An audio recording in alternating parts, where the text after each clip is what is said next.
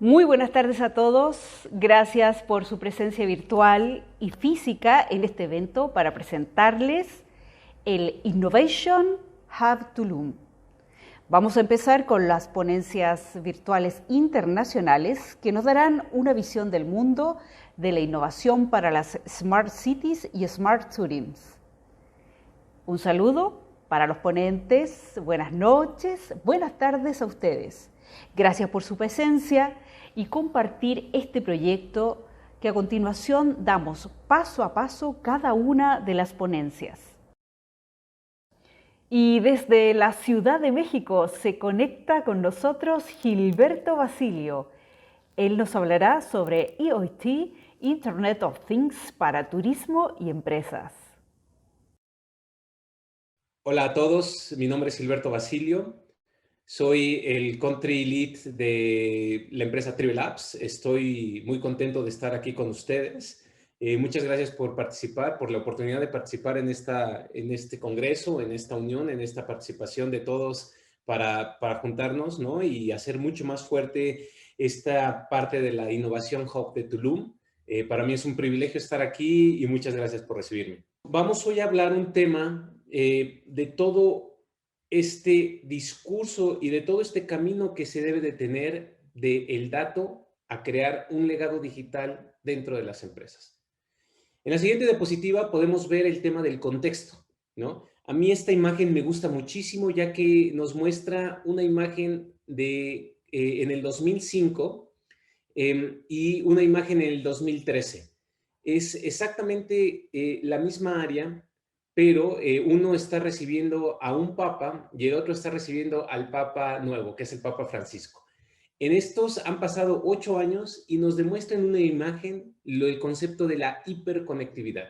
Entonces, la importancia de que en estos 8 años, desde 2005 al 2013, haya existido la hiperconectividad de las personas, nos da la importancia de ver el pasado para poder predecir el futuro. ¿Y qué ha pasado del 2013 al 2021? Ya no hemos aumentado esta hiperconectividad, sino que el camino que hoy han tomado han sido las cosas. En esta gráfica podemos ver la conectividad de los dispositivos de IoT, es lo que ha ido creciendo y es lo que va a seguir creciendo exponencialmente. Si bien las personas van a seguir estando más hiperconectados, no quiere decir que van a empezar a generar mucha más información. Hay cierto límite que podemos generar dentro de las personas, pero los dispositivos son los que van a empezar a tener mucha mayor información, a generarla y sobre todo a ejecutarla. Entonces el futuro de la tecnología, o lo que hoy llamamos el futuro de la tecnología, es la parte del IoT. Entonces hoy aquí podemos ver en esta diapositiva un tema de conceptos básicos acerca del IoT. Mucha gente dice que el Internet de las cosas empieza en las cosas.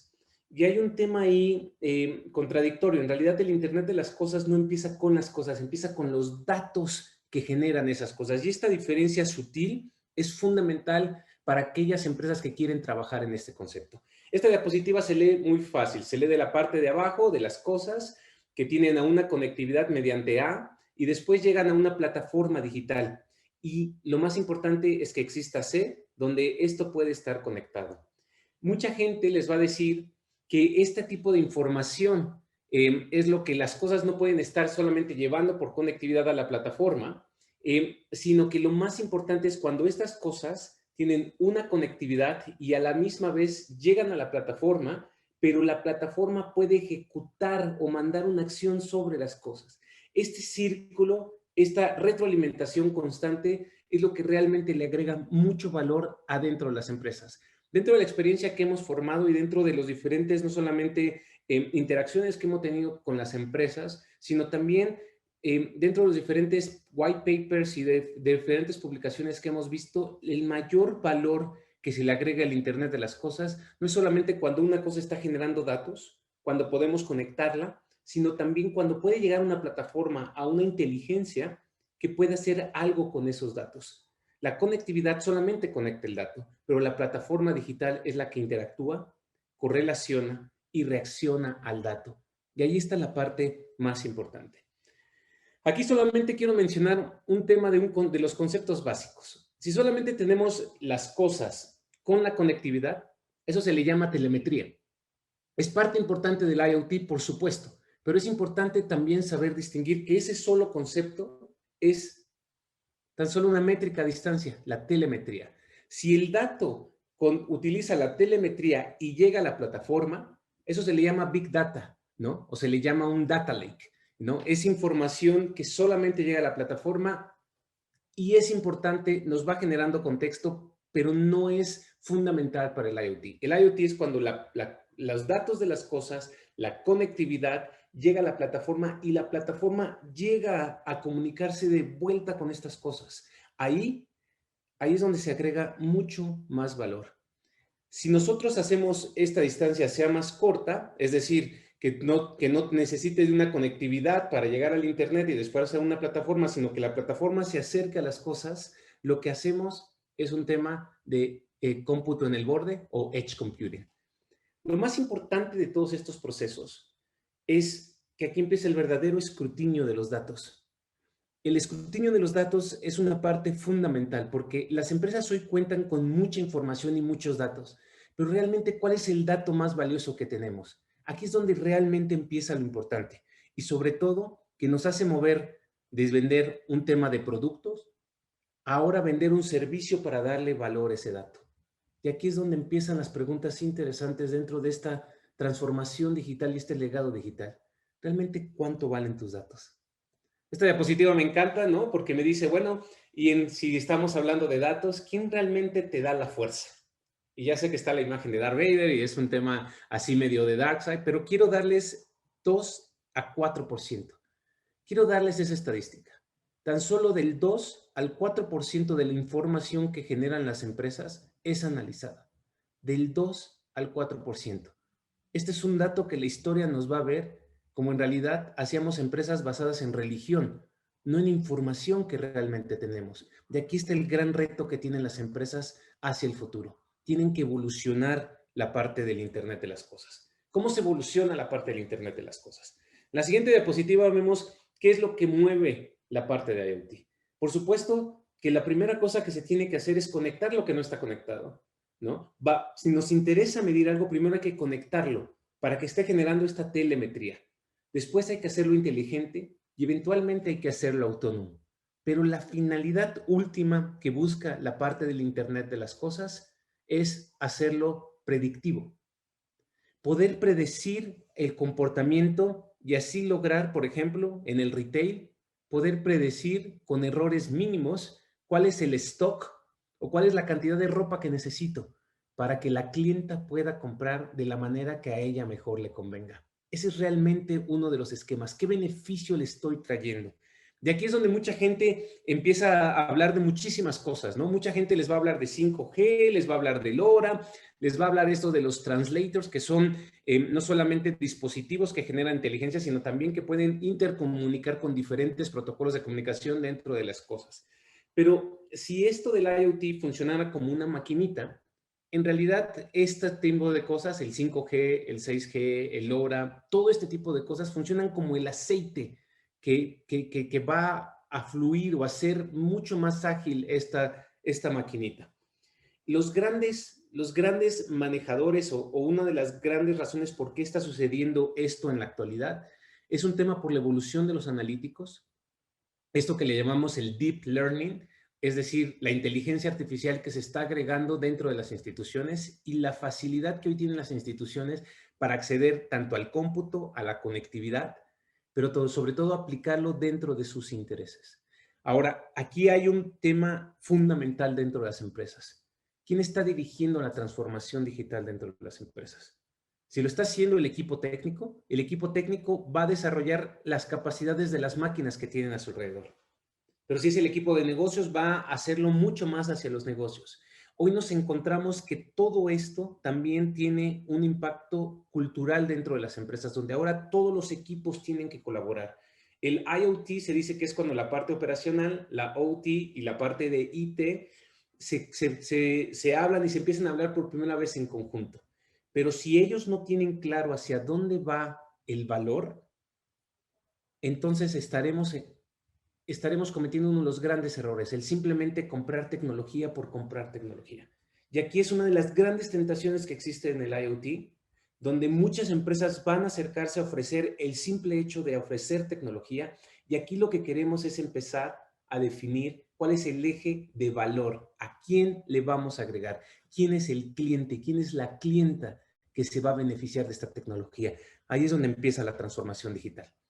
Y si bien en esta diapositiva decimos empieza con tu transformación digital, vemos que no solamente es el eje de valor, sino para realmente hacer la transformación digital, tenemos que pensar algo que en inglés se les llama las 4 Ps, ¿no? People, Places, Process y Productos, que se traduce como la gente, la plaza, los procesos y los productos.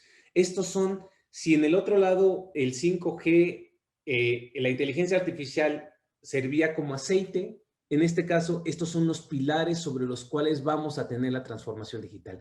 Es fundamental no solamente hablar de los productos, del lugar donde lo vamos a hacer, del proceso que vamos a cambiar, pero sobre todo de la gente.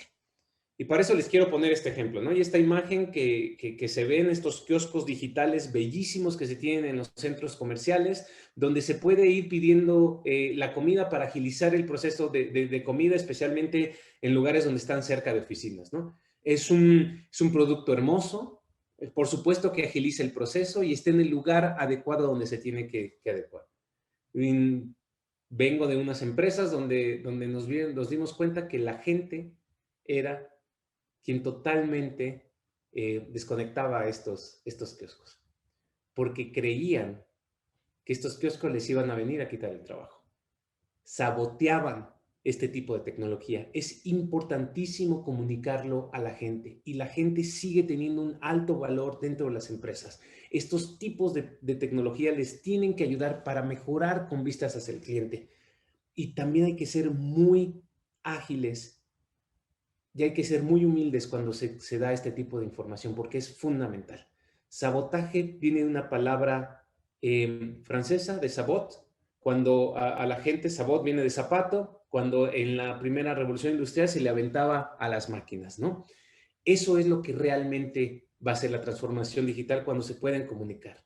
Y una vez que se logra el comunicado, una vez que se logra este proceso y se puede interactuar sobre este proceso, es ahí cuando vamos a generar un legado. Esa es la verdadera revolución que se tiene que tener el día de hoy. Hay miles de metodologías. Aquí yo solamente propongo una metodología donde hay que estar interactuando sobre este tipo de procesos, pero hay que tener la visión hacia dónde vamos. Entonces, en resumen, ¿cómo vamos del dato a la revolución?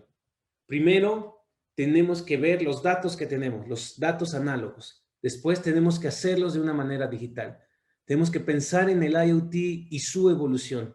Tenemos que así crear la transformación digital. Y solamente con la transformación digital podemos generar un legado. Si a aquellos les gusta el fútbol, y en una analogía muy rápida, al principio era un solo árbitro generando unas cuestiones de datos, ¿no? Y mucha gente cree que una revolución pasó cuando una dama fue árbitro, ¿no? Y cuando se vestían ahora con colores mucho más fluorescentes, ¿no? Ese es otro tipo de revolución. La revolución digital es cuando en realidad empezamos a tener información. Los usuarios empezamos a ver el fútbol y, por ejemplo, nos empezaron a decir cuántos minutos extras tenían. ¿Cuántos minutos extras tenían? ¿Alguien no se acuerda que antes un juego de fútbol podía durar 15 minutos más, ¿no? El IoT se parece hoy más al VAR, ¿no? A este odiado VAR.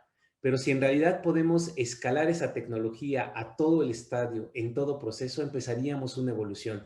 Y esa transformación quizás se vería como un robot ahora hablándole constantemente al árbitro. Y eventualmente sí sustituir al árbitro con un grupo de 30 ingenieros atrás que van a generar el mayor valor para agregar un juego mucho más justo, más honesto, sin espacio a la corrupción, ¿no? Y para aquellos que van a desarrollar este legado, el legado empieza hoy con las decisiones que hoy se tomen sobre las partes del dato digital, sobre el IoT, sobre el valor que podemos agregar para todos ellos y para aquellos que quieran acercarse a nosotros y mostrar nuestras mejores prácticas que tenemos aquí. Para todos ustedes, muchas gracias. Y desde Barcelona se conecta Xavier Sardá. Él nos hablará del neurobusiness y las nuevas empresas. Hola, buenas tardes. Mi nombre es Xavi Sardá y soy una de las personas fundadoras de la empresa NeuroInBusiness. En NeuroInBusiness, como su nombre indica, nos dedicamos a la aplicación de la neurociencia a las organizaciones para hacerlas más eficaces y más eficientes. Pero antes de entrar en profundidad en lo que hacemos en la empresa, me gustaría hablarles un poquito sobre neurociencia, porque quizás hayan oído hablar de que tenemos 3 cerebros diferentes y que depende de lo que nos pasa, pues se activa uno u otro, y que depende de lo que nos sucede, se hace como una especie de bypass en nuestro cerebro que no podemos controlar. También es posible que hayan oído hablar de que tenemos 2 hemisferios y que trabajan de forma bastante independiente, que uno está dedicado a toda la parte artística, bohemia y holística, y que la otra está más enfocada a la parte secuencial, matemática, algebraica. O también es posible que hayan oído hablar de que utilizamos solo el 10% de nuestro cerebro y que si utilizáramos el 100% de nuestro cerebro seríamos una especie de superhéroes. Incluso se pueden encontrar películas y series que hablan de ello. Todas estas teorías están muy bien intencionadas, nos han servido en el pasado, ¿vale? Pero ahora sabemos que la conducta humana es mucho más complejo que esto, que tenemos que analizar los patrones de conducta de las personas con una profundidad mucho más elevada que no esta. Para poneros un ejemplo de esto, déjenme que les introduzca un pequeño ejemplo que utilizamos a menudo para hablar de ello, que es la marca Nokia.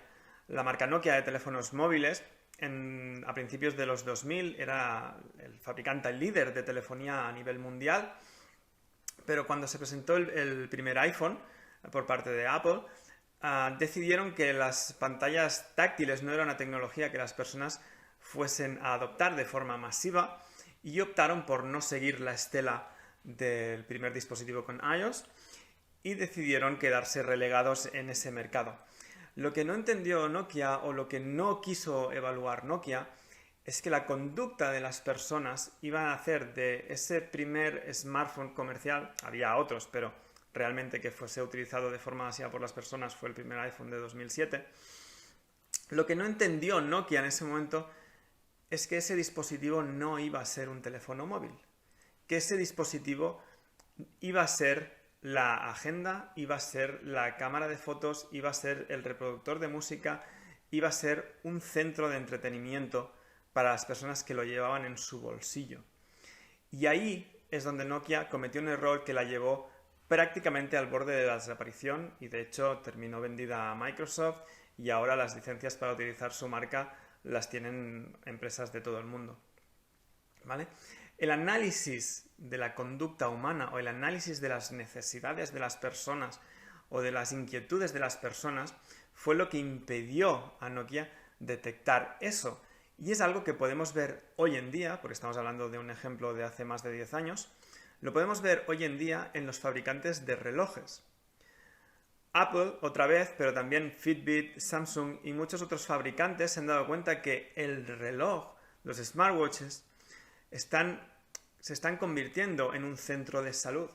Es decir, a día de hoy puedo comprar un reloj por menos de $100 que es capaz de mirar cómo está mi corazón y cómo está mi nivel de saturación de oxígeno en sangre. Y sería capaz de enviarlo de forma síncrona a mi centro de salud para que me enviaran recomendaciones para mejorar mi salud. Y eso la industria relojera clásica no lo está incorporando. Y de la misma manera que Nokia en su momento cometió el error, es posible que los fabricantes de relojes estén cometiendo ese error a hoy en día, porque no están utilizando los conocimientos sobre neurociencia y sobre conducta humana que estamos utilizando nosotros en nuestro día a día. De la misma manera que la utilizamos de forma externa para trabajar en temas de branding o en temas de marketing, para profundizar en las campañas o para desarrollar estrategias exitosas para el reconocimiento de las marcas, estos conocimientos de neurociencia los podemos aplicar de forma interna. Es decir, de forma habitual nos encontramos que cuando queremos mejorar el clima laboral de una empresa, lo que se nos pasa por la cabeza es hacer grandes jornadas outdoors, llevamos a los equipos a generar experiencias, pero ¿por qué hacemos eso?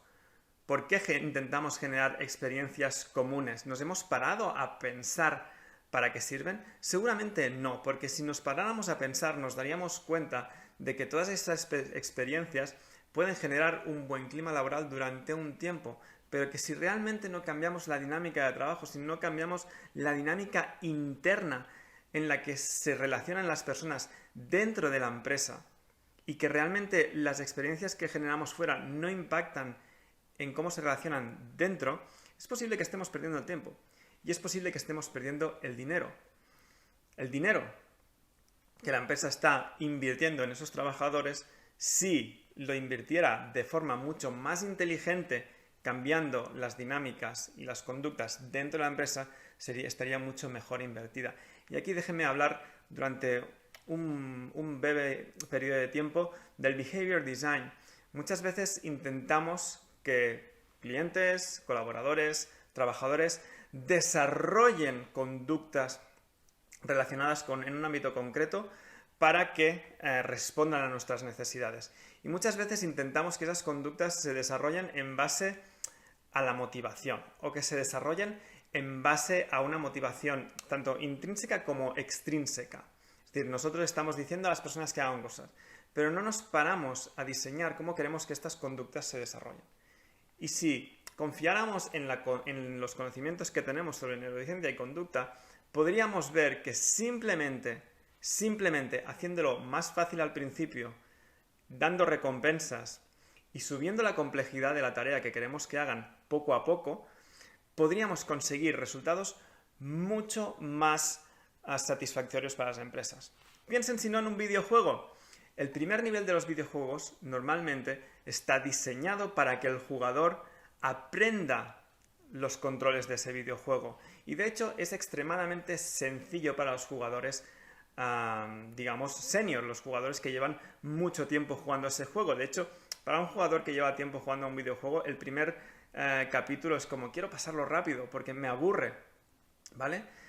Pero si el jugador no hubiese pasado por ese primer nivel la primera vez que jugó a ese videojuego, es posible que nunca hubiese aprendido a jugar a ese videojuego.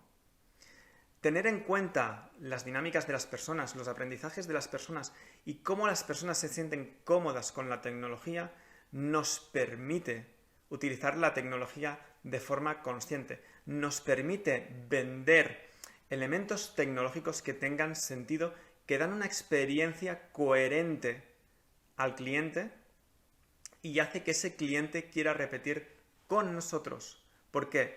Porque nuestra experiencia es coherente, nuestra experiencia es positiva y lo que queremos es precisamente que el cliente cuando sale por la puerta de nuestra empresa diga, yo voy a repetir con ellos. Esa es precisamente la tarea que realizamos en Neuro in Business.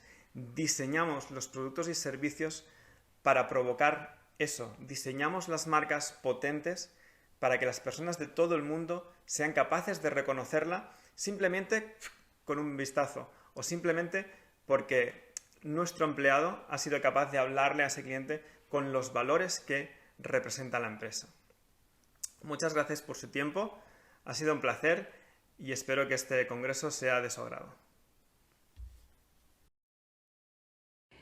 Jordi Argente, desde el Silicon Valley, California, nos hablará del fundraising para startups. Buenos días, buenas tardes. Soy Jordi Argente. Me comunico con ustedes desde Silicon Valley, en California. Y les doy las gracias por invitarme a este evento del Innovation Hub Tulum. Creo que va a ser un éxito y tengo muchas ganas de poder compartir con ustedes algunos de mis aprendizajes y mis opiniones y mi experiencia aquí en Silicon Valley. Vengo aquí en el Silicon Valley desde el año 2008. Ya son unos cuantos años, he estado trabajando con startups, algunas mías de mi creación, otras de otros emprendedores. Y mi valor añadido es ayudarle a los emprendedores a levantar fondos de inversión del capital riesgo, del venture capital típico de Silicon Valley. En general, las empresas con las que colaboro son empresas de fuera del Silicon Valley. Algunas de España, de donde yo soy originalmente, otras de Asia, donde he vivido un montón de años, y alguna latinoamericana también he colaborado en algún momento. Creo que el input más importante que les puedo compartir con ustedes en relación a la inversión en Silicon Valley es que levantar fondos de inversión es vender. Estamos vendiendo una empresa, un concepto, una visión, un equipo humano, una tecnología, un potencial de mercado, etc. Estamos vendiendo este paquete, ¿no? Entonces, es muy importante cuando vendemos que el paquete que estamos intentando vender le encaje al comprador. El comprador es el inversor. Y el inversor de Silicon Valley tiene unos requerimientos como cualquier otro inversor los tendrá en cualquier otra parte del mundo. Silicon Valley es especial porque primero hay mucho dinero disponible de inversión. Recuerden que un 50 o 60% del capital riesgo que se invierte cada año en los Estados Unidos se asigna desde empresas de capital riesgo de Silicon Valley, de Venture Capital de Silicon Valley. Y esto ya representa un 50-60% del capital riesgo mundial de por sí, ¿no? O sea, hay mucho dinero disponible buscando proyectos perfectos. Ya hablaremos de qué es un proyecto perfecto, ¿no? Y esto lo explicaré porque todo el que quiera levantar dinero o en algún momento entrar en el Silicon Valley con fundraising, pues es importante que entienda lo que estos inversores, estos compradores de su visión, de su negocio, están buscando. Entonces, y el concepto es muy sencillo y no es más difícil levantar fondos que vender un producto. Y cualquier buen emprendedor en su momento habrá tenido que vender, porque cualquier fundador, ya saben que el primer proyecto de cualquier fundador es vender el concepto. Estamos siempre vendiendo el concepto de la empresa, estamos vendiéndolo a posibles socios, estamos vendiéndolo a posibles empleados, estamos vendiéndolo a los inversores, estamos vendiéndolo a los posibles clientes, continuamente, ¿no? A colaboradores, a advisors, a consejeros y consultores, estamos siempre vendiendo, ¿no? Bueno, el comprador, el inversor de Silicon Valley, hoy en día, y las necesidades del comprador están cambiando constantemente, están en evolución, ¿eh? Pero hoy en día, a principios del año 2021, lo que están buscando es un crecimiento y están buscando un crecimiento muy rápido. El inversor está buscando crecimiento del proyecto, ¿no? Crecimiento en el mercado, no de número de empleados, no de líneas de código que se han hecho, sino crecimiento de número de clientes consistentes, no un cliente que nos compra una vez y ya no vuelve, no, clientes que van y vuelven y al siguiente mes vuelven a entrar y constantemente están utilizando la plataforma, el producto, lo que sea, ¿no? Y este crecimiento es rápido, ¿eh? ¿Por qué quiere un inversor comprar crecimiento rápido? Pues los fondos de capital riesgo son fondos de 10 años. El inversor tiene que invertir en los 3 primeros años del fondo y luego tiene 7 años para continuar creciendo el proyecto. Idealmente, al final de los 10 años, venden la participación de la empresa que ellos tienen, ¿no?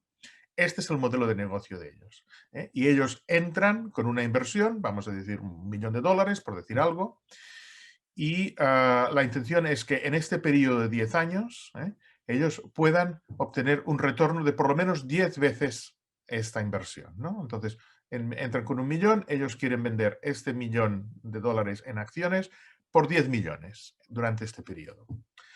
Este es el periodo de 10 años legal en la mayoría de los fondos. Algunos son más largos, algunos son más cortos, 7 años, algunos son de 15, hay algunos pocos de 20, etc. Pero el capital riesgo, el venture capital en general, la mayoría son de 10 años, aquí en Silicon Valley. ¿Qué pasa? Que los inversores hoy en día van con prisa. Y esto es normal. Si ellos pueden entrar con $1 millón y salir con 10 en 5 años en vez de 10, pues mejor. porque así tienen otros 5 años para trabajar en el siguiente proyecto. Y cada vez los inversores seleccionan proyectos en base a un periodo más corto de tiempo que idealmente en el que querían salir de la inversión, ¿no? Vender su participación por como mínimo 10 veces el dinero que han invertido.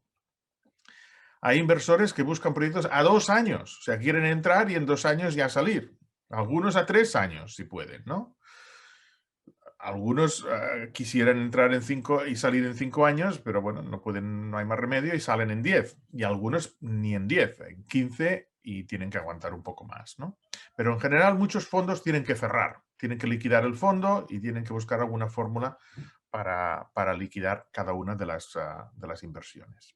Entonces, una empresa que crece muy lentamente no encaja en este proyecto. Cuidado. Esto no quiere decir que el proyecto sea malo. Esto no quiere decir que el proyecto no tenga futuro. El proyecto puede tener futuro, puede crecer lentamente y puede conseguir esta multiplicación de la inversión en 10 o más veces, pero igual necesitan 25 años, ¿no? No pasa nada. El proyecto es bueno, pero no es un proyecto para un inversor de venture capital, creo yo. Recuerden que aquí en Silicon Valley, de cada 10 proyectos que se presentan a inversores, solo uno acaba recibiendo inversión. Otros 9 nunca consiguen inversión de capital riesgo, de venture capital.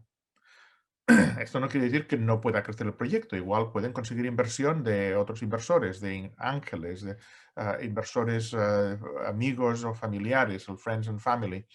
O pueden algunos incluso conseguir alguna financiación bancaria si tienen algún colateral para estos préstamos, ¿no?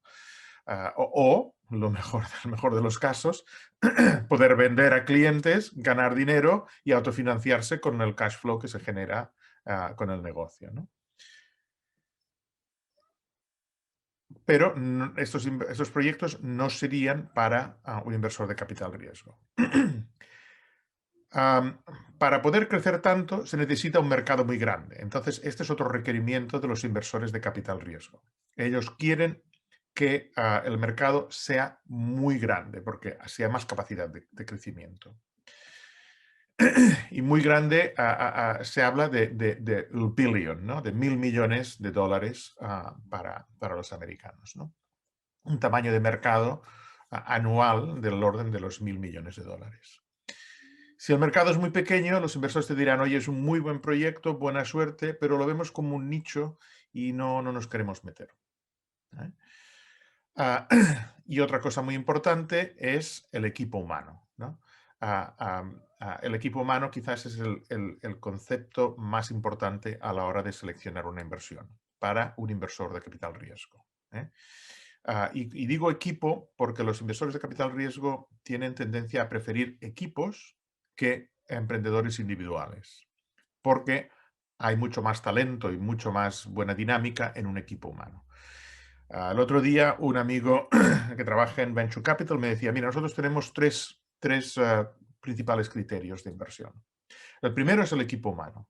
El segundo es el primero es el tamaño del mercado. El segundo es el equipo humano.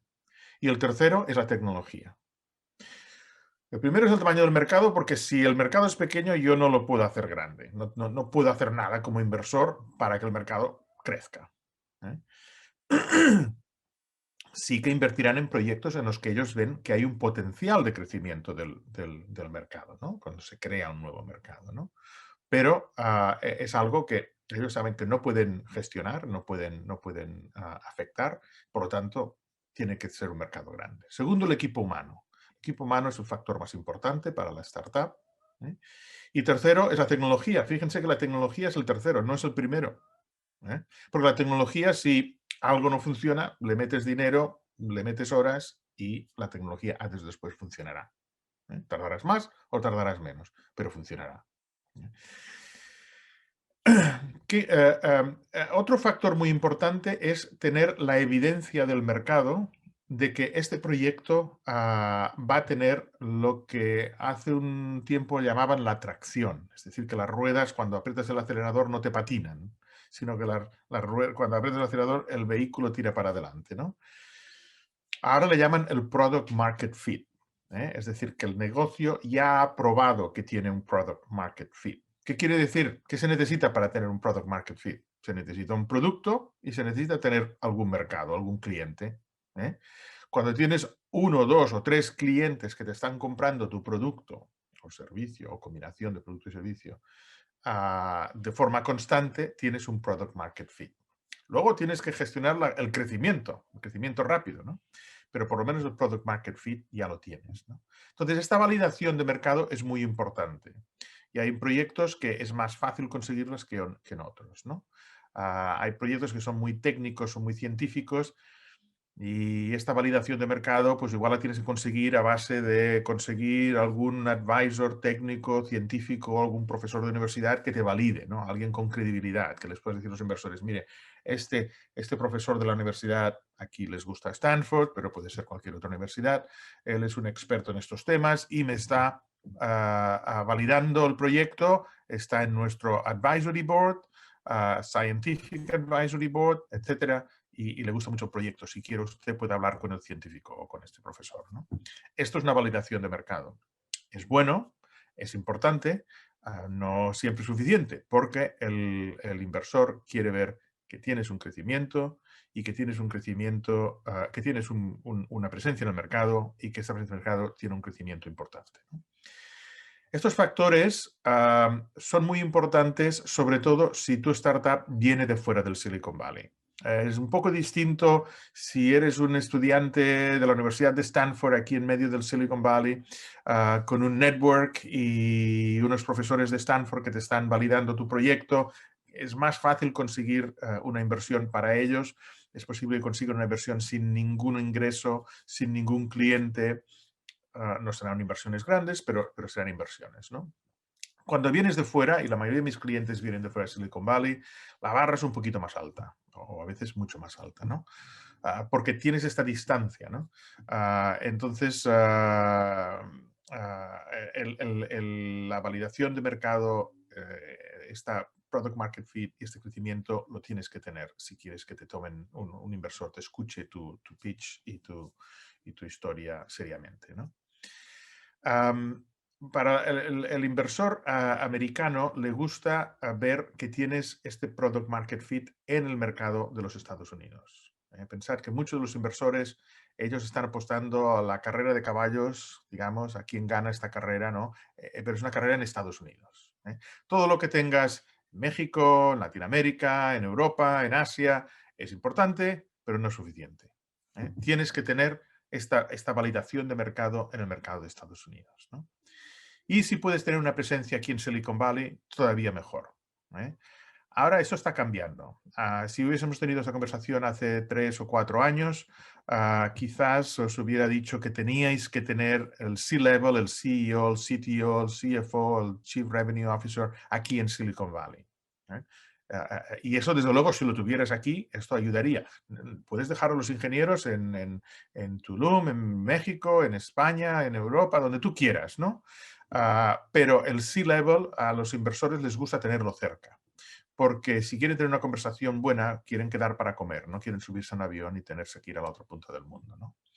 Y si las cosas no van bien, tendrán que subirse al avión antes o después, ¿no? Y en cualquier startup, antes o después, las cosas no irán bien, habrá que corregir y luego las cosas ya irán bien, ¿no? ¿O no? Pero el inversor de Silicon Valley le gusta invertir en proyectos que están en Silicon Valley, ¿no? Que tienen algún tipo de presencia en Silicon Valley, ¿no? Venirse aquí, trabajar con Silicon Valley no es difícil. La gente es muy abierta. Sí es cierto, hay que ser muy dinámico. Uno no puede retrasarse. Si te mandan un correo, lo tienes que responder idealmente en 1 o 2 horas, máximo en 1 o 2 días, no en 1 o 2 semanas. Si ha pasado una semana, se olvidan de ti. Y si mantienes este dinamismo, es muy fácil trabajar con Silicon Valley. Las empresas de aquí son muy abiertas, los inversores, ya digo, que están abiertos a trabajar con empresas fuera de Silicon Valley. Y no es difícil. La lengua no es difícil. Yo creo que es fácil y yo animo a todos los que quieran hacer este tipo de relación y de desarrollo de su negocio con Silicon Valley, que se animen y le tiren para adelante.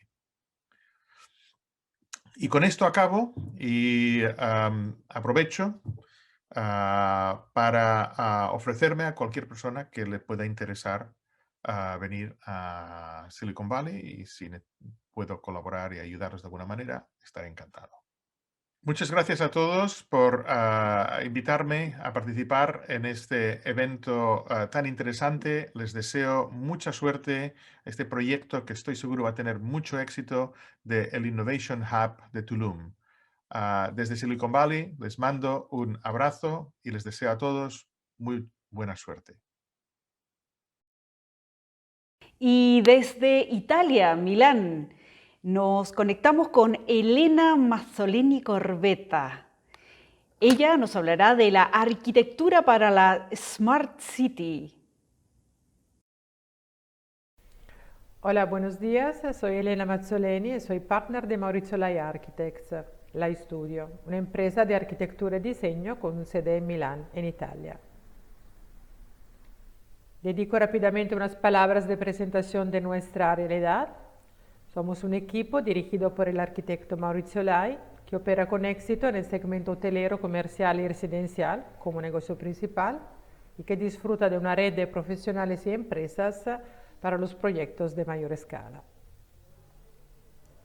Sobre el frente de la innovación, desde hace algunos años somos partners de un hub de innovación en la vertical del diseño, el Design Tech. En Design Tech se trabaja con modalidad de innovación abierta, adentro de un proyecto muy interesante para nuestro territorio, que es el MIND, Milano Innovation District.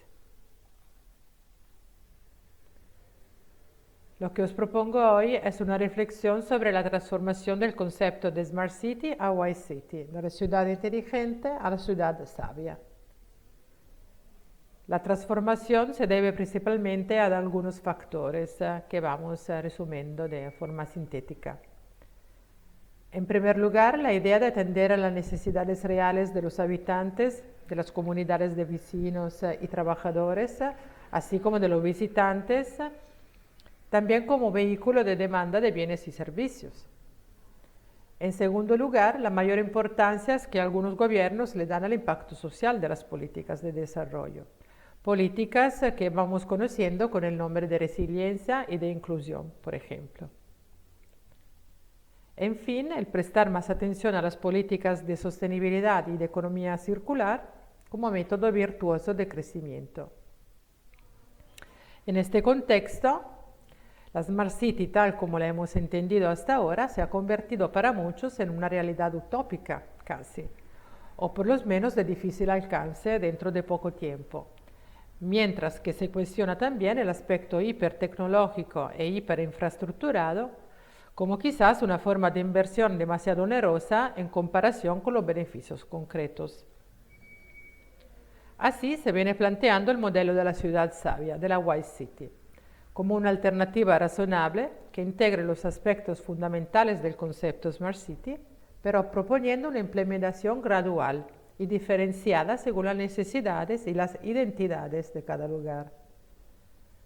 La construcción y la infraestructura avanzada, la ciudad conectada, la movilidad integrada y el Smart Living quedan y se transforman de metas por sí mismas en herramientas de diseño de una realidad que promueve el bienestar del ciudadano y de su integración, no solamente con dispositivos y objetos, sino también con el tejido económico, social y medioambiental. En este sentido, la educación, la formación y la participación se convierten en la base sobre la cual construir la confianza en las operaciones de desarrollo y el retorno de las inversiones planificadas, gracias a la creación de una demanda compartida, por tanto más sólida, y también de capital social. La capacidad de adaptar el desarrollo a las necesidades concretas de la propia realidad, encontrando soluciones originales, propias, va desarrollando también una identidad de marca, para decir, útil, por ejemplo, para promover el territorio y atraer nuevas inversiones.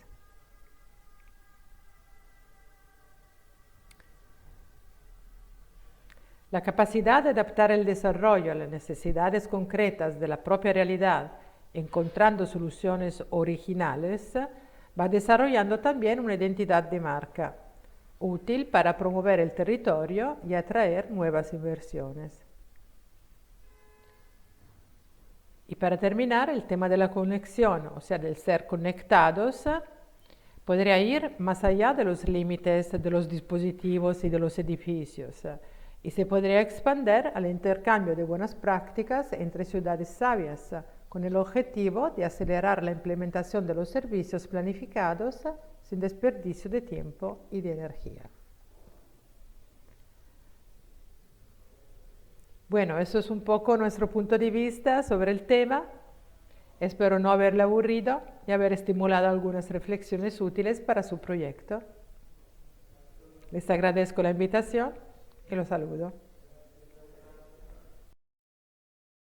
Y desde la mitad del mundo de Quito, Ecuador, nos conectamos con Ernesto Kruger. Él nos hablará de la innovación para las Smart Cities y el fundraising. Mi nombre es Ernesto Kruger, soy el presidente de Kruger Corporation, una multilatina con presencia en España y América Latina, y que de alguna manera está pretendiendo apoyar en todas las iniciativas de Smart Cities a través de muchas tecnologías como el blockchain y la inteligencia artificial. Hablaremos un poquito de esto de la innovación en las Smart Cities. Entonces, yo iré bastante rápido en el contexto de que justamente, no voy a hablar conceptualmente, ustedes han visto ya todo lo que han hablado, pero en este caso me enfocaré muy fuertemente en las ciudades. Yo creo que hay una claridad hoy en día ya de lo que es los componentes de la Smart City. Hay una capa muy importante que cada vez está creciendo, y la instrumentación y la parte de todos los sensores y medidores, ¿no es cierto? Y a partir de eso hay una capa extraordinaria que cada vez es más grande, que sirve de interconexión para darle inteligencia a través de algoritmos y la visualización para la toma de decisiones. Este contexto que vemos ha permitido que aparezcan en conjugación con las tecnologías. Vamos a ver algunas tecnologías importantes que producen una innovación en las Smart Cities. La parte de las telecomunicaciones y el Internet de alta velocidad. Hoy en día existen varios canales de servicio, más protocolos que permiten trabajar con sensores y microsensores. En este sentido, ahora tenemos el Internet de las nanocosas, que permiten que tú puedas sensar cosas hasta microscópicas, lo cual esto termina en un elemento de data que hoy en día la Big Data ya no es tan complicada tener un data lake en la nube, y a partir del data lake y todo el proceso desde la extracción hasta llevarla a este elemento de Big Data, podemos predecir algunas cosas, y conjuntamente con la algoritmia, pues muchas cosas pueden predecirse y llevar a análisis. A partir de ahí tenemos también dentro de estas tecnologías exponenciales la impresión 3D y la revolución de los materiales. Esto permite pues que fundamentalmente todo lo que se haga se pueda estructurar y se pueda a través de manejar diseños en vez de elementos de compra, y evita la logística y una serie de cosas. Y la inteligencia artificial, que es la época por la cual se llama cuarta revolución industrial, donde está toda la algoritmia, ¿no es cierto? Con la algoritmia tú puedes tomar decisiones con ejemplos que vamos a ir viendo y que fundamentalmente te determinan algunos elementos dentro de Smart Cities.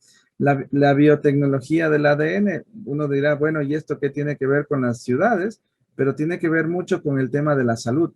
Y el tema de la salud tiene que ver mucho con las vacunas y tiene que ver mucho con una serie de elementos que permitirán, de alguna forma u otra, establecer tipo de controles, cercos, etcétera. Así como también los procesos de investigación han podido decodificar ciertas cosas como el genoma humano, y así como se ha decodificado, la algoritmia de esa decodificación puede servir perfectamente para todo lo que es ciudades. Robótica, la robótica tanto digital o de software como la robótica física permitirán de alguna manera estructurar una serie de complementos en controles, vallas, seguridades, parqueos, etcétera.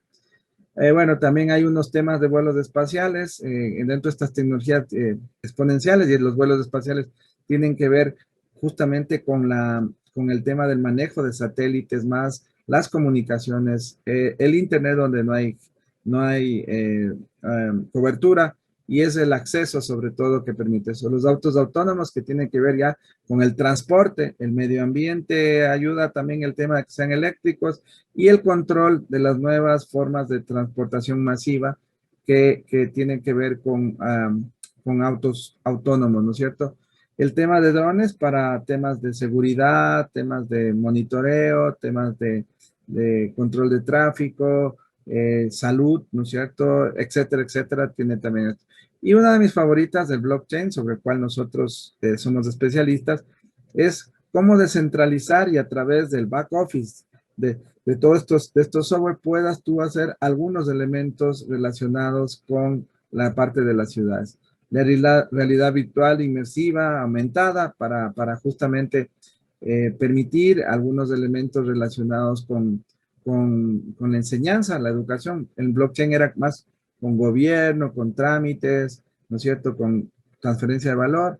Y obviamente las nuevas energías renovables hacen que tú puedas producir desde tu casa energía y se incorporen en grids, por ejemplo, de electricidad que te permitan manejar.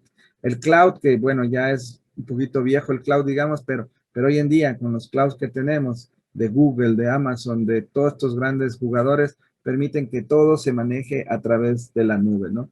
Y a partir de ahí hay un ecosistema de fintechs que lo que promueve todo lo que está promoviendo el Innovation Hub de Tulum, por ejemplo, o todo lo que tiene que ver con turismo, en fin, las apps y soluciones, ¿no es cierto? Me refería a eso, el tema de la ciberseguridad no puede estar de por fuera, y obviamente todo esto conglomera un aspecto importante dentro de esto. Entonces, yo creo que he querido justamente mostrar es todo esta faceta que existe a lo largo de estas tecnologías que permiten que, por ejemplo, podamos establecer una serie de elementos que se mezclan para estructurar una serie de soluciones que antes no eran viables sin la presencia de estas tecnologías.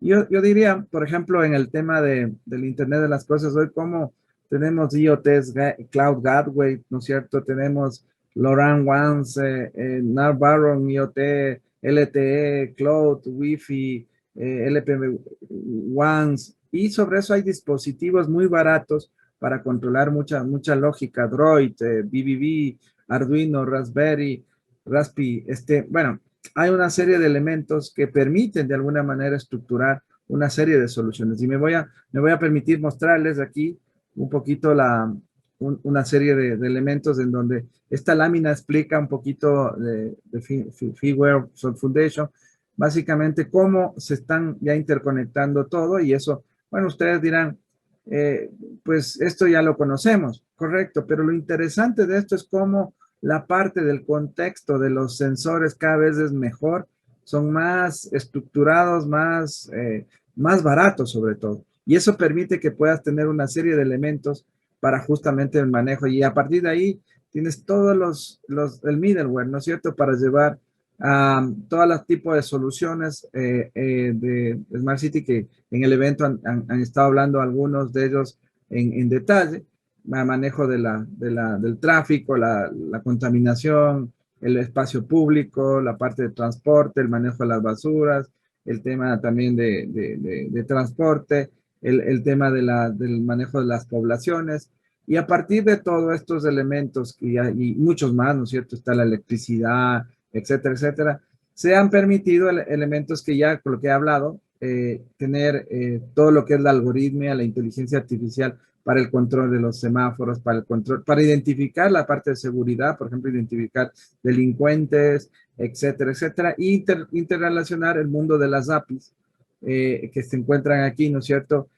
Permiten que todo sea interconectado y finalmente tú lleves esto a un portal también que pueda ser abierto, con datos abiertos que te permita justamente manejar la información en ese contexto.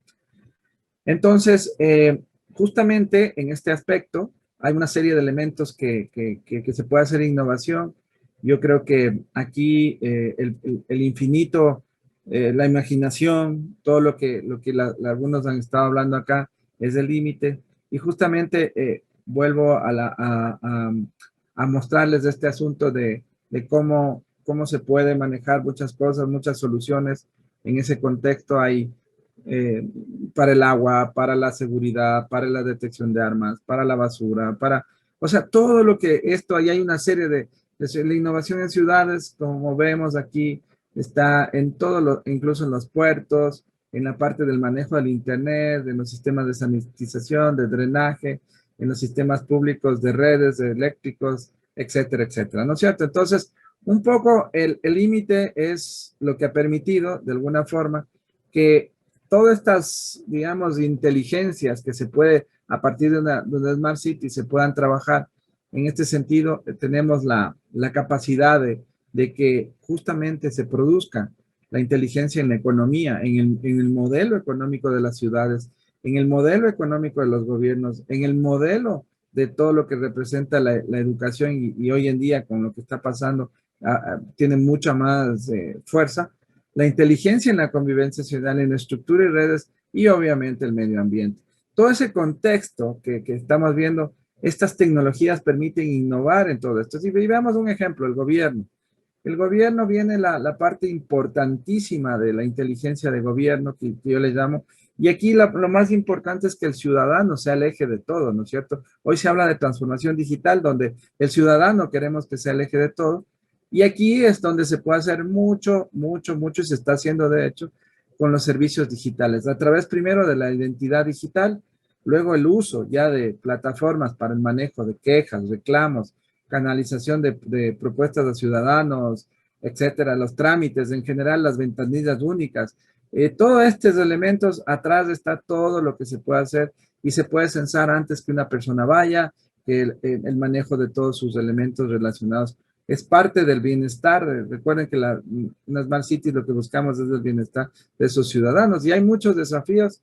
No voy a quedarme aquí y simplemente mostrar que existen más y más desafíos. El grado de madurez de las ciudades inteligentes todavía es bajo, por ejemplo, en América Latina. También en España he visto que hay mucho avance, pero en otras ciudades no hay tantos. Y bueno, la relación, el proceso, comienza a ver que lo más importante que se pide hoy y que estamos pidiendo todos el tratamiento de los ciudadanos. Y aquí en esta lámina me voy a permitir detener un poquito, porque todo pasa por todo un framework, ¿no es cierto?, que existe a través de la innovación que produce soluciones, de la automatización de los procesos, la omnicanalidad, que es como se llega a los clientes, la analítica y obviamente el marketing digital y todo lo que eso representa. Y a partir de eso tenemos una serie de elementos para el gobierno electrónico a través de la gestión del servicio, la simplificación de trámites y la automatización integral y obviamente ya la parte fundamental que es ya la interconexión con dispositivos e integración en todo momento ciudadano y todo lo que significa. Yo me detengo en el blockchain. El blockchain es aquí estos son unos ejemplos de cómo el ciudadano ve las oportunidades en introducir blockchain, que yo creo que es una de las herramientas que puede servir para manejar mucho el tema por ejemplo, reducción de la burocracia y corrupción. Eso es fundamental. La transparencia y el desarrollo de cómo se están desarrollando un trámite, el manejo de registros, la eliminación de intermediación, la parte de entrega de servicios públicos, el tema del manejo de todo la transparencia del presupuesto, el desplegar todo lo que es los servicios públicos. Y bueno, en fin, hay una serie de despliegues interesantes que está con esta tecnología que sirve para todo, nos sirve para procesos de traspaso de bienes, catastros, ¿no es cierto? Todo este tema que está en las ciudades, el manejo territorial, ¿no es cierto? El control de activos, la representación de documentos valorados, el control de acceso a activos digitales, baúles digitales para guardar identificaciones o tokens de valor, identidad digital, eso es muy importante, compra y venta y transferencia de activos, patentes, registro de la propiedad, contratos, votos electrónicos, me refiero, la parte médica, banca, los seguros, en fin.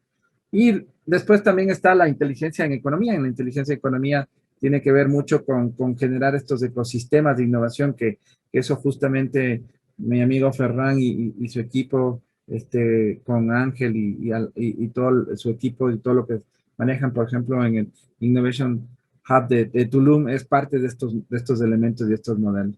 Y obviamente vienen los temas de convivencia social y todo lo que tiene que ver con estos elementos que, bueno, ya he mencionado algo al respecto, y es fundamental a la hora de establecer cuál va a ser el objetivo de esto.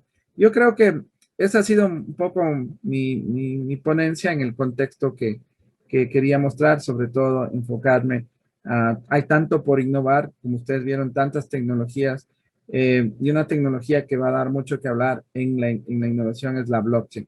Y la blockchain es lo que he querido, digamos, que poner énfasis, y pues en ese sentido, nuevamente, estamos a las órdenes. Ernesto Kruger, estoy en las redes sociales, y cualquier elemento Kruger Corporation, me permito ponerles aquí para que ustedes pues tengan a bien cualquier duda, pregunta. Muchas gracias, unas buenas tardes, buenas noches, dependiendo de donde se encuentren. Y muchas gracias nuevamente al Innovation Hub de Tulum por permitirme participar en este evento fantástico. Muy amables. Y desde Reno, Nevada, se conecta Anselm Bosagoma. Él nos hablará sobre Smart Buildings para nuevas ciudades. Muy buenas tardes, mi nombre es Anselmo Sacoma y me estoy conectando desde Reno, Nevada, en Estados Unidos. Es un placer poder estar aquí con todos ustedes y formar parte de este proyecto que creo que va a ser un proyecto muy exitoso. Les voy a hablar de las ciudades como servicio. Pero primero os hablo de cuál es la evolución de las ciudades a lo largo de los tiempos. Las primeras ciudades aparecen hace 6.500 años en Babilonia. Son una evolución de los pequeños poblados agrícolas que se van juntando. La primera ciudad que veis en esta imagen es Uruk, en Sumeria, Babilonia. Las ciudades ofrecen seguridad y muchas oportunidades comerciales, lo cual requiere una organización que implica tener un liderazgo y un gobierno. Las ciudades van evolucionando entre estados. Y muchas ciudades-estado, juntas bajo una misma organización, se convierten en imperios. Aquí podéis ver una reproducción de Roma hace 2000 años. Y aquí podéis ver cómo es hoy. Como podéis ver, no ha cambiado mucho. Las calles están llenas de gente y, en este caso, de vehículos que son automóviles. La ciudad, obviamente, es más grande, los edificios pueden ser mucho más altos y la ciudad incluye otras tecnologías que no existían hace 2000 años, como pueden ser las luces o el teléfono. También forman parte de una organización más grande que ahora se llama país o estado o reinado. Las ciudades continúan ofreciendo mejores oportunidades comerciales y los gobiernos siguen colectando impuestos a cambio de unos servicios y protección. Pero los gobiernos cada vez más están encontrándose con problemas o dificultades para proveer satisfactoriamente los servicios que los ciudadanos necesitan. Porque las ciudades se hicieron o se diseñaron hace miles de años en un mundo que no era conectado digitalmente. El futuro de las ciudades pasa por construir ciudades que se focalizan en el talento, en atraerlo y mantenerlo dentro de la ciudad. Un sitio que no es construido por un gobierno que necesita conseguir votos o recaudar impuestos, o construido por empresas promotoras de proyectos inmobiliarios que necesitan vender edificios. En Estados Unidos hay varias iniciativas que están trabajando en construir ciudades desde cero, con este concepto, diseñadas para un mundo como el de hoy, conectado digitalmente. Imaginar una ciudad sin carreteras, sin coches, sin autobuses, sin crimen. un sitio perfecto para vivir, trabajar y disfrutar, con las mejores escuelas para vuestros hijos, con los mejores hospitales y con los mejores trabajos. Ciudades construidas y gestionadas por empresas. Empresas que su incentivo principal es servir perfectamente a sus clientes. Los clientes son ustedes o las empresas que ofrecen trabajo. Imaginar una ciudad sin políticos porque no son necesarios. Y aquí os dejo con una pequeña pregunta. Si las ciudades Estado dieron a cabo los que son países o imperios o reinados o estados, ¿qué pasará con este tipo de ciudades como servicios? ¿Nos llevarán a países como servicios? Muchísimas gracias, espero que les haya gustado mi intervención y espero poder saludarlos físicamente próximamente. Muchísimas gracias. Y desde Sao Paulo, Brasil, se conecta Leandro Hernández. Él nos hablará sobre Big Data Marketing en Real Time. Hola, ¿cómo están? Mi nombre es Leandro Hernández, soy fundador de HyperExec y CuidaLife, una empresa para los cuidados inteligentes de la salud en casa. Tengo la honra de estar aquí con ustedes para apoyar la iniciativa del Innovation Hub de Tulum, que con toda certeza va a ser un exitazo. Y todos los que están aquí estamos realmente muy interesados en que esta iniciativa funcione y funcione correctamente. Hoy les voy a hablar un poquito de inteligencia artificial, de quitar algunos miedos, algunos mitos, de decirles cómo la inteligencia artificial beneficia a diferentes partes de la economía, cómo la estamos utilizando nosotros dentro de nuestras empresas, y introducir ese tópico que está muy de moda, muy del momento, para que todos consideremos que la inteligencia artificial y ese tipo de tecnologías nos pueden mejorar la vida.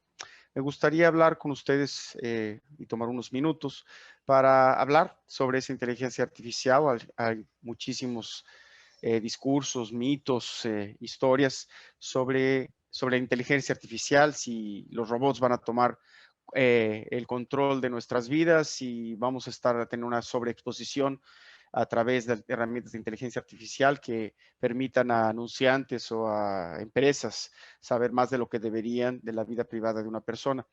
Yo creo que por el contrario, a pesar de que muchas de estas cosas efectivamente puedan ser instrumentadas a través de la inteligencia artificial, existen más cuestiones positivas y más a ganar con estas tecnologías que lo que podríamos eventualmente perder, que de cualquier manera se controla como se controla cualquier otra situación imponderable de la naturaleza humana.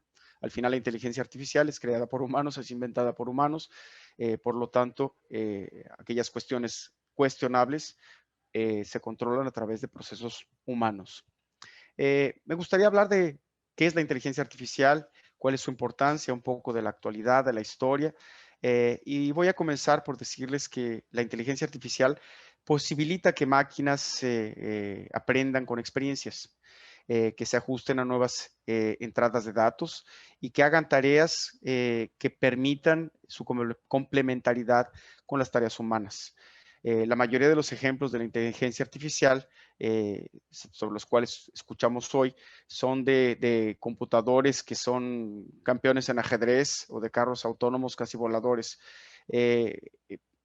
Efectivamente, muchas de esas aplicaciones son hechas con inteligencia artificial, pero no solamente son todas estas, ¿no? Inclusive hay, como nosotros en CuidaLife, que hacemos la creación de los cuidados de la salud en casa a través de algoritmos que analizan lo que un paciente eventualmente requiere por su condición clínica y los productos y servicios que van a atender esa situación, o como HyperX hace en términos de captar las interacciones de marketing o de acceso a diferentes sites, a diferentes campañas de marketing y poder dar una expectativa del comportamiento eventual de un determinado cliente. Todas estas tecnologías dependen de deep learning, dependen de procesamiento de lenguaje natural. Y con esas tecnologías los computadores pueden ser entrenados literalmente, porque esas tecnologías se dice que aprenden, pero no son otra cosa que algoritmos que van capturando más y más información y utilizando esa información para mejorar el propio algoritmo del que estamos hablando, que fue inicialmente programado por un ser humano.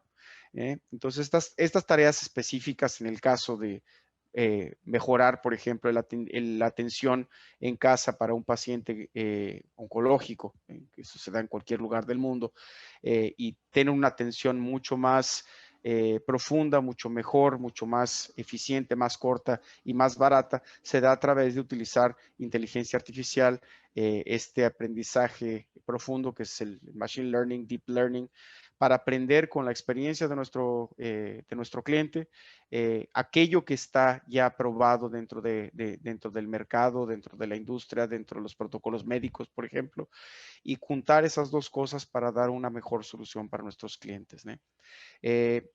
Procesamos grandes cantidades de datos hoy en día que son colectadas de diferentes maneras.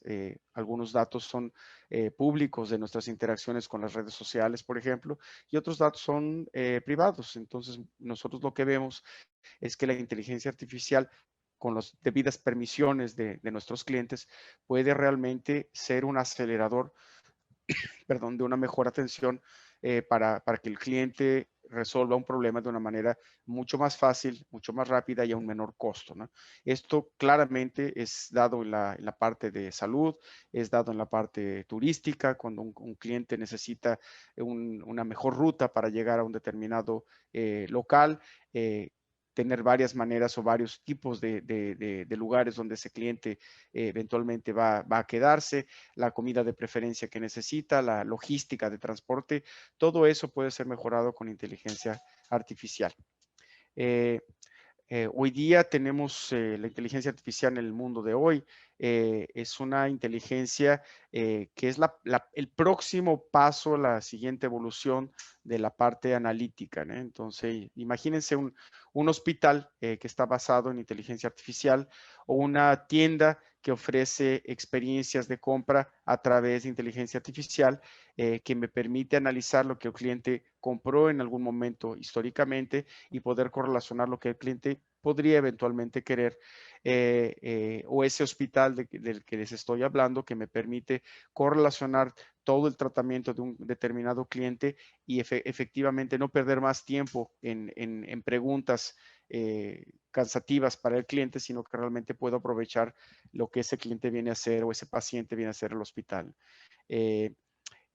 Por ejemplo, podemos también separar lo que es exageración de realidad, quitar esas historias de que las máquinas están dominando al mundo. Realmente todos esos algoritmos, esas máquinas, esos programas fueron hechos por humanos. Entonces tenemos la posibilidad siempre de controlarlos, de mejorarlos y de aprender junto con lo que vamos generando de esa inteligencia para mejorar al propio ser humano. La inteligencia artificial en el mundo de hoy está totalmente integrada a los negocios, ¿no? Es una realidad, no es que es ciencia ficción, es una promesa que ya está presente en muchas de nuestras tareas y que nos hacen más eficientes, que nos hacen nuestra vida más cómoda y que permite que personas que anteriormente no hubieran tenido oportunidad de recibir tal o cual servicio, hoy lo tengan gracias a algoritmos de inteligencia artificial que hacen las entregas más baratas y más rápidas, que hacen la atención médica más competente y más exacta para no desperdiciar recursos. Entonces, si desperdiciamos menos recursos, tenemos más posibilidades con más recursos sobrando que no fueron desperdiciados para atender a una población que no, eventualmente, históricamente no había tenido acceso a ese tipo de cuestiones, ¿no? Y finalmente, para lo que nos atañe aquí del Hub de Innovación, la inteligencia artificial también es una manera de que nuestros ejecutivos, los emprendedores, los innovadores que están apostándole a esta iniciativa puedan tener mejores datos y basar sus decisiones en datos, en analítica y en comparación de experiencias, todo creado a través de algoritmos de inteligencia artificial. Entonces es exactamente lo que se está dando hoy día con este tipo de tópicos. Otra área definitivamente que hace uso de todo esto es la parte de venta, de tiendas, ¿no?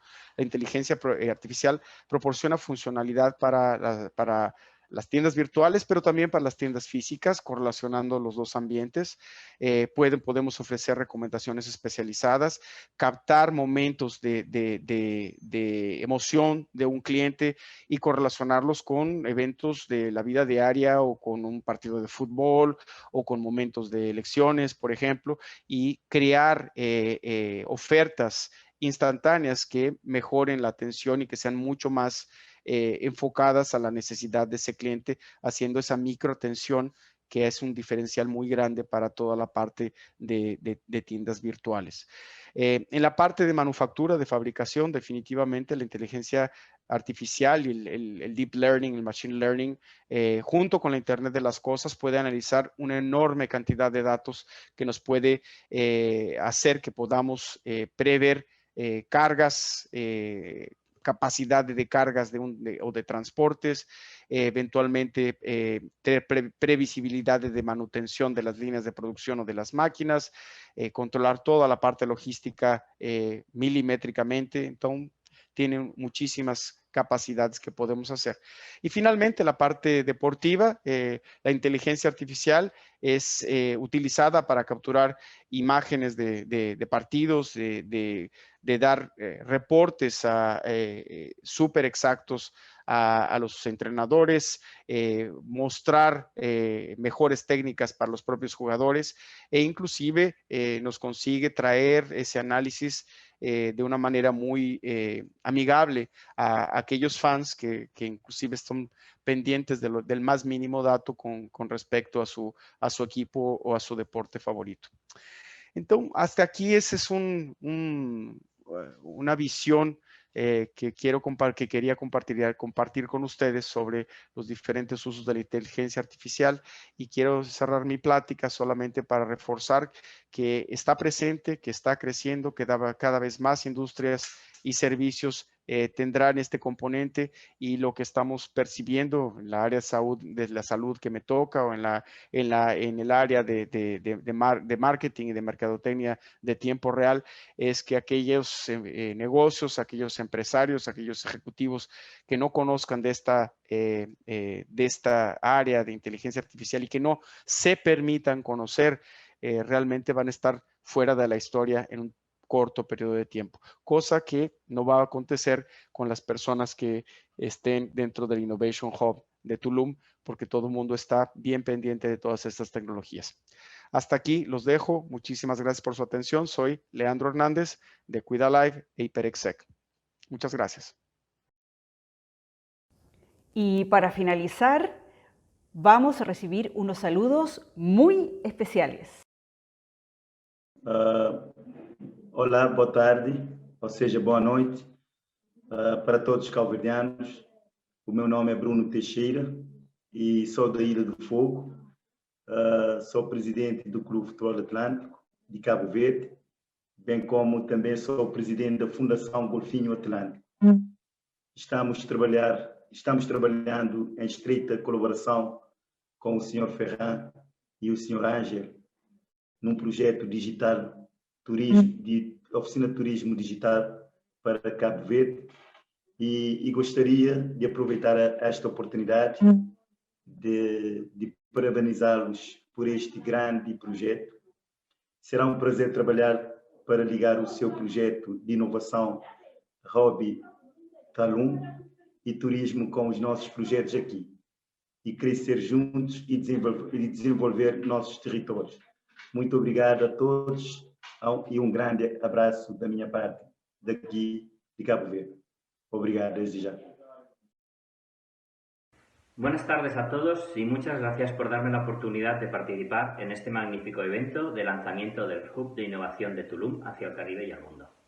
En primer lugar, quisiera felicitar muy sinceramente a Marc Pujol por esta iniciativa de crear un entorno excepcional junto con multitud de expertos y profesionales especialistas en áreas tan diversas como innovación, turismo, empresas, finanzas enfocadas directamente a Smart Cities y Smart Tourism.